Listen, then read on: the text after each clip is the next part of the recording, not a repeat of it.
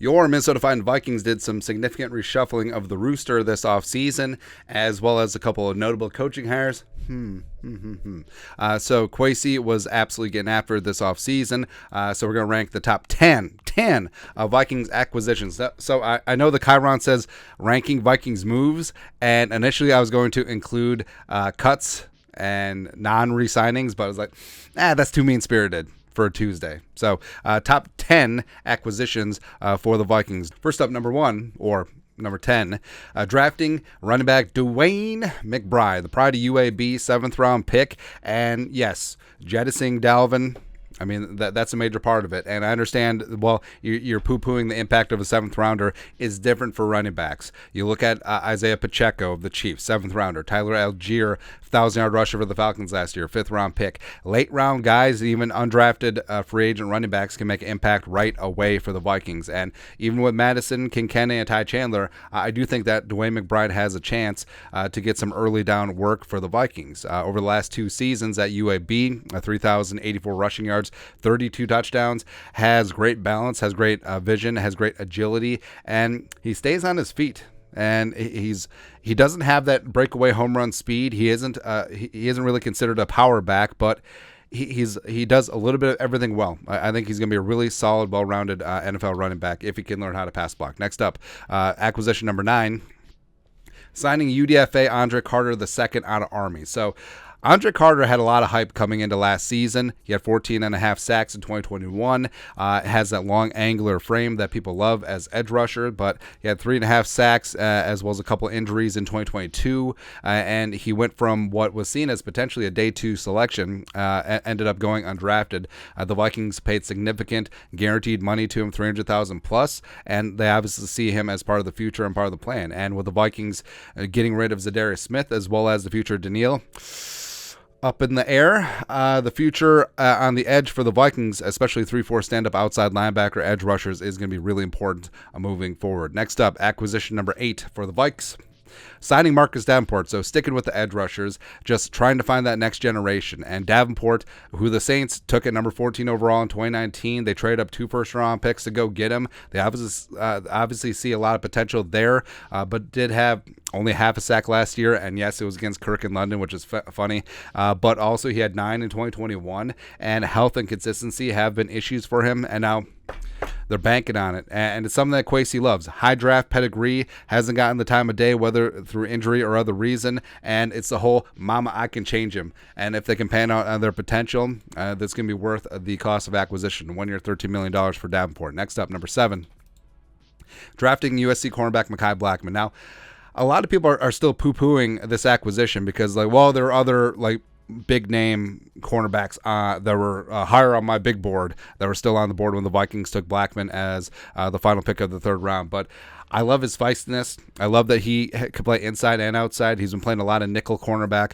with the first teamers at OTAs and minicamp. 91.1 PFF coverage grade last season at USC. 3 interceptions, 8 passes broken up, a 46.1 quarterback rating when thrown at. And I think that he has a chance to be really, really special in this league. And he's not afraid of a challenge. He would select Jordan Addison to practice against every single day out in LA, and we'll probably get to do that here with the Vikings. Also, he'll get a couple shots at Justin Jefferson in practice. So I do think that Blackmon has a chance to be a really solid player, and especially in Brian Flores' scheme. Next up, acquisition number 6.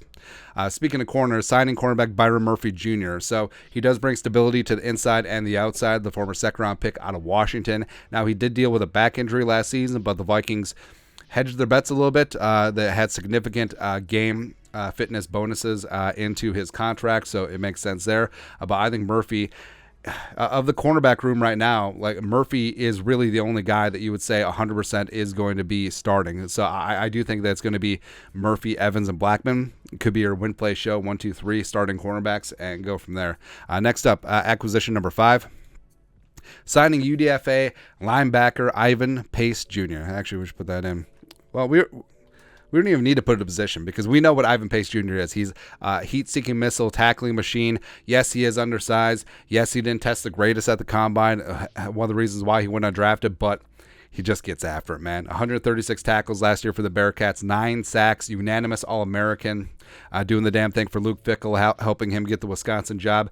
And Pace Jr., I think, number one, makes a team. I think that he's a starter within 2 years. I think eventually it will be Pace and Asamoah as your two off-ball starting linebackers. And I just love the pace that he plays with, pun intended, as well as the ferocity and the fury that he gets after it, man. He plays every single down like it's his last. I think he's quickly going to become a fan favorite. Next up, Vikings offseason acquisition number 4, drafting defensive lineman Jaquelin Roy. So I understand. Getting hyped over a 5th-round pick, number 141 overall, a guy who only had 4 career sacks, only started 1 season at Baton Rouge, but the future is bright. And the Vikings, they have this kid who really is a piece of clay, where he's got man-sized upper body strength, he's got great hands, he's got great one-gap quickness, and I think that he's going to be a force. I think he'll be solid against the run. I think that he will shine more as a big-bodied pass rusher. I see a lot of Akeem Hicks in his game, and I think that Jaquelin Roy is going to be a star. I think Jaquelin Roy, he's getting a lot of run with the ones. I think that he'll be a Pro Bowler within 3 years, and I think that he'll be a starter at some point this season. Next up, number 3, drafting Jordan Addison. So 1st-round pick. Love to see it, man. Replacing Adam Thielen, where love Thielen to death, but Addison, and given his quickness, given his route running ability, given his slipperiness, given his threat at all 3 levels, is going to be a beauty in this passing game. You got Jefferson on the other side and Hawkinson taking away coverage and attention. Addison singled up against your 2nd or 3rd best cornerback. I will take that every single day. 2021 Blitnikoff winner at Pitt, primarily working from the slot. Last year at USC with Caleb Williams, worked inside and outside, still put up good numbers, and I think he has a chance to be the best rookie wide receiver of the class, even though he was the 4th wide receiver taken in that run of 4 straight wide receivers off the board. Ultimately, Addison ends up with the Vikings. I think he's going to be a special player, man. Next up, Vikings acquisition number 2 this offseason, signing tight end Josh Oliver. Now, I understand, blocking tight end, not sexy. 3 years, $21 million, seems like a lot, but he is the best blocking tight end in the National Football League, and I think the Vikings are going to play a lot of 12 personnel. I think they're going to run the ball with authority. I think that Oliver doing the dirty work is going to free up Hawkinson to do Hawkinson things in the receiving game. Also, Oliver, soft hands. I think that he is going to be a red zone threat, especially with teams selling out, trying to stop the run. As the Vikings are in heavier packages, all of a sudden Oliver slips out, catches a couple touchdowns for Kirk Cousins, and he's just gigantic. Like, have you ever seen Josh Oliver? He is the size of Christian Darrisaw. Honestly, man, it's going to be. I struggle to find the words, but it's going to be a thing of beauty what Josh Oliver brings to the Vikings offense, especially the running game. Lastly, number 1, we know what it is. Hiring Brian Flores as defensive coordinator. So, yes, we survived the Donashell defense last year, 31st in the league, and this defense is young, they're fast, they're hungry, and Flores is coming in with a multiple scheme, lots of disguises, but it's simple for the defense, and you've heard this from players over and over, that they're going to be able to play loose, they're going to be able to play fun, fast, and free football. His defenses with the Patriots, his defenses with the Dolphins when he was head coach are solid.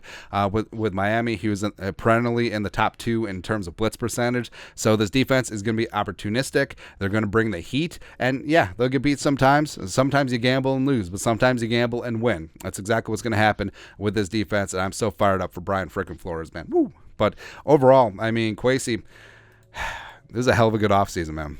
I will take it. I understand moving on from Thielen and Dalvin and Za'Darius and Kendricks and Dalvin Tomlinson and Patrick Peterson is kind of tough, but needed. Yeah, again, tell me which of those players you would have brought back at significant money. The only thing consistent in this league is change, and the Vikings got younger, they got faster, they got stronger, they got cheaper, and they got hungrier, and that's exactly what's going on, man. But that's it. That's our top 10 Vikings offseason acquisitions this year. Let us know your thoughts on our thoughts. How would you rank them? What would you add? What would you take out, etc.? Let us know your thoughts in the comment section below. Subscribe for daily Vikings takes. Want to support the work? Put a little something in the Venmo, as well as check out the store, purpleftw.net. But until next time, Skol. Production value.